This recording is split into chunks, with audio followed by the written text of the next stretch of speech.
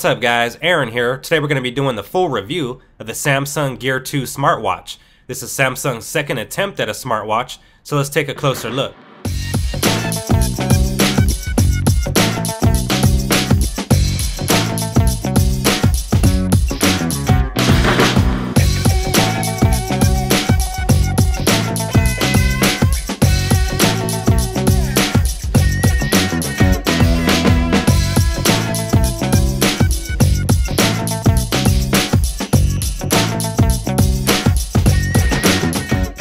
So let's start off the full review with the design and the hardware. Now the Samsung Gear 2 has a 1.63-inch AMOLED display with a resolution of 320 by 320 and has a 1 GHz dual-core processor with 512 megabytes of RAM, 4 gigabytes of internal storage, a 300 milliamp battery capable of a duration of 2 to 3 days on a single charge, a 2 megapixel camera with the ability to capture some pretty crisp looking video and still images as well, and weighs 68 grams. Now the Gear 2 is IP67 certified, which means it is dust and water resistant up to 30 meters. The front of the Gear 2 is made out of metal, which gives it a very classy look and has a textured band that's removable. We also get a built-in heart rate monitor and an IR blaster to control your TV. The original Galaxy Gear ran Android, however the Gear 2 is running Samsung's specific OS for wearables called Tizen.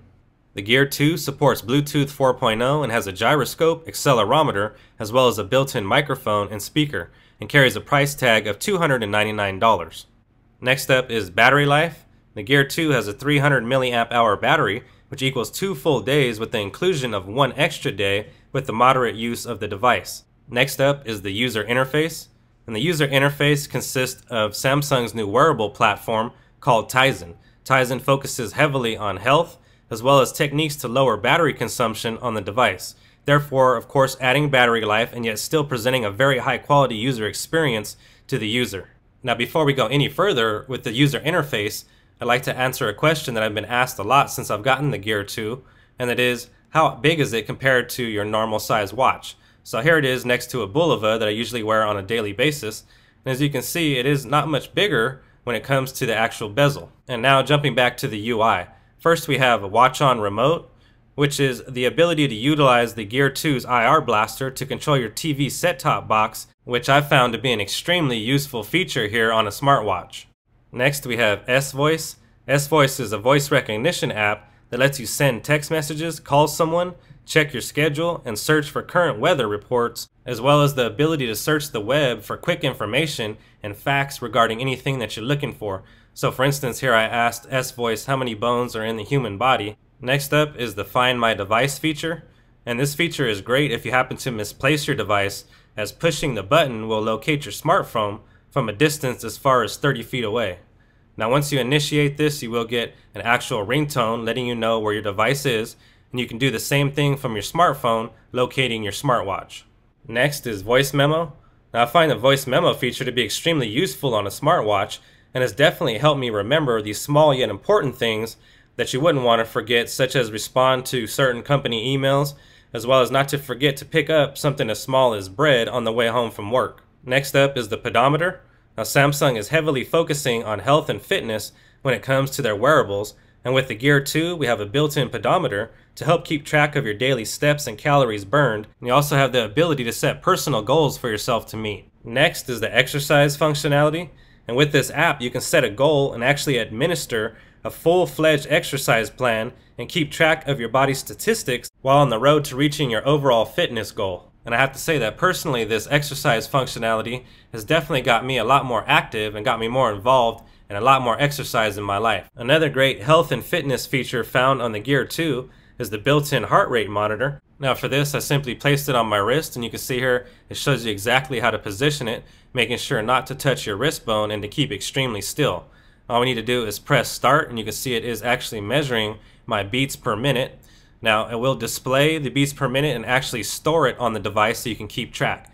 As you guys can see here, we have 94 beats per minute. It also shows the date and time as well. Next up is notifications. And notifications is the access point to stay up to date with a variety of events such as missed calls or new messages. And as you can see here, the Gear 2 allows you to see nearly all of the message excluding pictures. Next is the logs and the dialer, which both are self-explanatory. Logs let you review your recent call history, and dialer allows you to make a phone call directly from the Gear 2 itself. And with all the tests that I ran, the sound quality sounded extremely good. Next is apps, and this is where you'll find your installed apps, including apps you've installed using the Gear Manager application on your smartphone. And this is the app drawer where all your applications sit that are on the device. Next up is settings, and this is your main stop for changing the functions of the watch, such as brightness, sounds, etc. This is also the access point to turn on and off Bluetooth, as well as install a privacy lock feature. Next is the music player, which allows you to wirelessly control your music playback and even lets you control YouTube videos while viewing content on your device. Next is the Gear Manager application itself, and this is a Samsung app that is a mandatory download for the Gear 2 to function.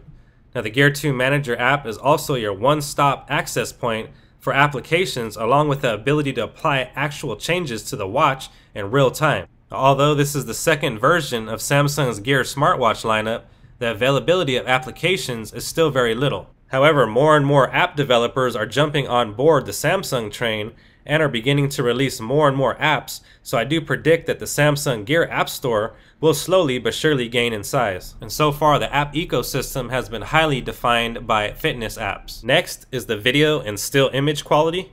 The Samsung Gear 2 has a 2 megapixel camera built straight into the upper bezel that's capable of some pretty clean and crisp pictures, and also records video in 720p HD in a 15-second interval. Now you can use 2 fingers to pinch to zoom, so the camera is pretty feature enriched.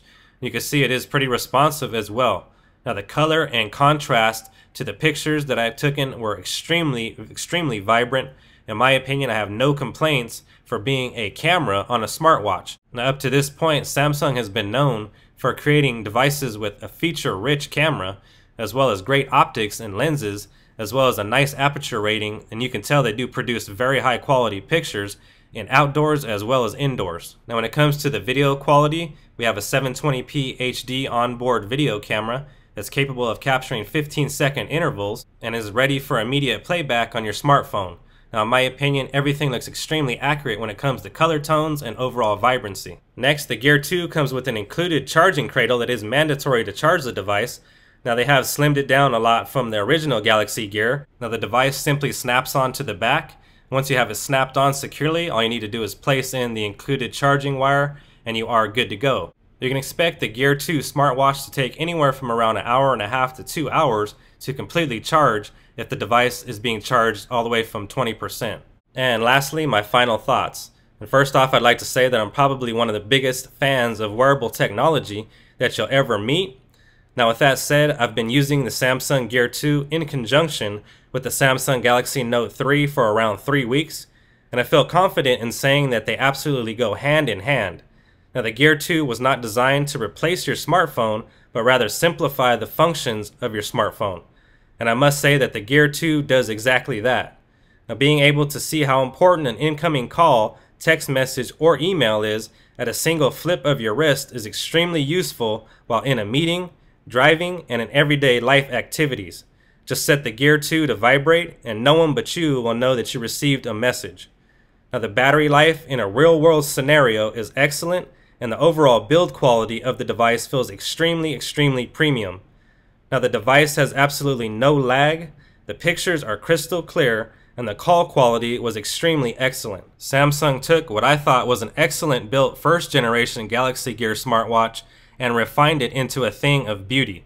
This is definitely the most handsome looking smartwatch out to date. However, the LG G Watch as well as the Moto 360 looks extremely promising, and don't forget about Apple and the Apple iWatch. Now in my opinion, the Samsung Galaxy Gear and the Samsung Gear 2 has proven to be the foundation and blueprint of a true smartwatch. So with that being said, I give the Gear 2 on a scale of 1 to 10 a 9, and the only reason I can't rate it a complete 10 is because it only works with Samsung devices.